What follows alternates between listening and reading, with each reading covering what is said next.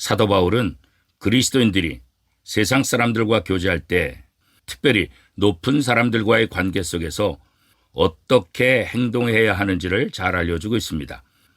한마디로 말하면 그리스도께 하듯 하라 였습니다. 그러면 그리스도께 하듯 하라, 이것은 도대체 어떻게 하는 것일까요? 첫 번째로 그리스도께 하듯 하라는 말은 두려워하고 떨림으로 하는 것입니다. 이 말은 항상 무서워서 두려워하는 것이 아닙니다. 처음 어떤 일을 맡을 때 기분이 어떻습니까? 기쁨과 설렘, 기대감이 있습니다. 그러나 반면에 조심스럽고 두려운 마음이 함께 있지 않습니까? 운전하시는 분들 한번 생각해 보십시오. 고생해서 면허시험에 합격해서 처음으로 운전할 때 그 느낌이 어땠습니까? 운전을 할 수 있다는 기쁨도 있었지만 사고 날까 봐 두려워하는 마음도 있지 않습니까? 우리가 처음 사랑을 회복하자는 말을 많이 합니다. 처음에 가졌던 그 자세와 감격을 기억하라는 말입니다. 부부도 처음 연애할 때의 감정으로 돌아가면 해결되지 않을 것이 없을 것입니다. 두 번째로 그리스도께 하듯 하라라는 말은 성실한 마음으로 하는 것입니다. 이 말은 내가 이렇게 하면 이렇게 해주겠지, 이것이 아닙니다. 위선이나 다른 저희가 없이 성심껏 섬기는 것을 말하는 것입니다. 세 번째로 그리스도께 하듯 하라라는 말은 눈가림으로 하지 않는 것입니다. 윗사람이 볼 때만 그의 비위를 맞추기 위해서 일하는 자가 되지 않고 언제나 양심적으로 일하는 것입니다. 그리스도께서 어떤 경우에라도 항상 보고 계시며 결코 속지 않으시는 분이심을 알아야 합니다.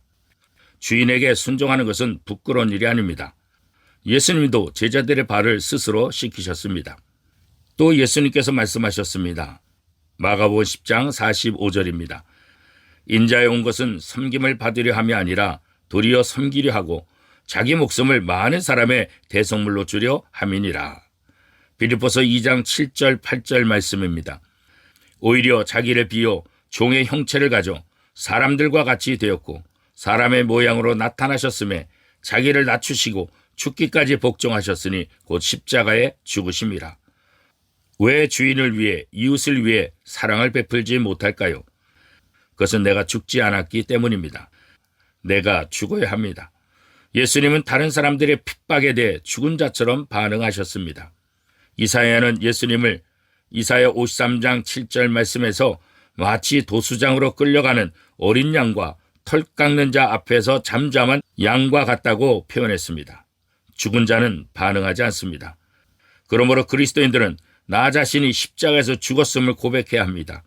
그러할 때 참된 순종과 섬김을 할 수 있는 것입니다. 네 번째로 그리스도께 하듯 하라라는 말은 기쁜 마음으로 섬기라는 것입니다. 기쁜 마음으로 일하고 상대되는 주인의 마음을 즐겁게 하라는 것입니다. 이것은 인간적인 상전을 위해서 하는 것만은 아닙니다. 상전 뒤에 계신 주님을 바라보아야 합니다. 자신이 하는 일이 바로 주님을 위한 것이라는 마음으로 하는 것입니다. 심판 날에는 단지 주님을 위해서 한 일들만 남는 것입니다. 그리고 그 일들에 대해 보상하실 것입니다.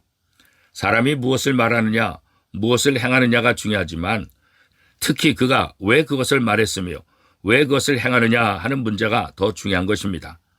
연말만 되면 참 신기하게도 각 지자체마다 공사를 하느라 바쁩니다. 우리가 매년 보는 것이지만 보도블록을 다시 깔고 멀쩡한 신호등을 이리저리 옮기고 새로운 공사들이 12월 들어서 한창 진행하고 있다는 것입니다. 없는 것을 새롭게 설치해주면 시민들에게 참 좋습니다. 그러나 그 공사를 왜 하느냐, 이것이 중요한 것이죠. 그 공사로 인하여 시민들이 더 불편하고 이맛살을 찌푸리게 하는 것입니다. 시민을 위해 정말 해야 될 공사가 아니라 내년도에 예산을 더 타기 위한 공사라는 것이 더 마음을 아프게 하는 것입니다. 사랑하는 성도 여러분, 오늘 하루도 여러분의 삶의 자리에서 무엇을 하든지 그리스도께 하듯 한번 해보십시오. 그러면 하루가 더 행복하고 즐겁고 복된 하루가 될 것입니다.